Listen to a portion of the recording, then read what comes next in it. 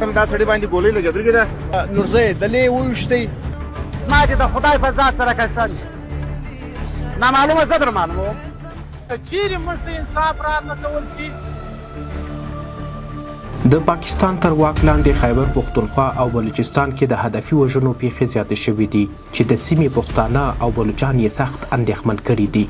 د ماښام پر اذان یې په منځي ډک شپږ شهیدان، په ځنګله کې یو شهید، په چمن کې 5 شهیدان.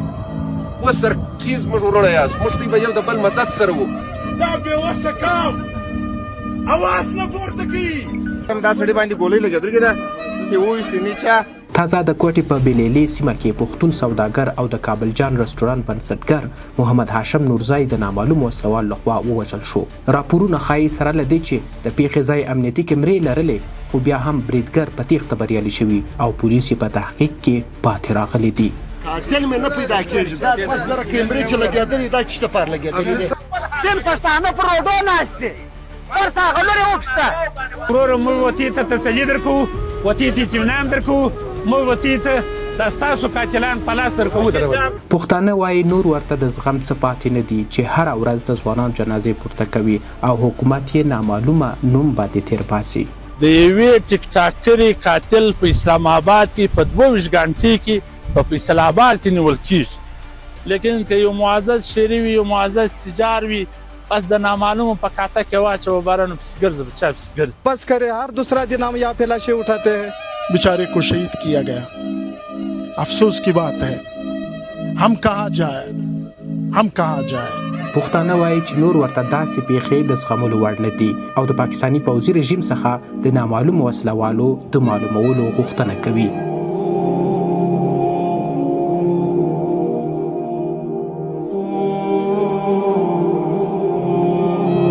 ډېر غریبان یې په روزګار ولګول. اوس موږ دی وایي دا نورزی دې زما ملاتړ وکړي، د هغه نورزی دې زما ملاتړ وکړي.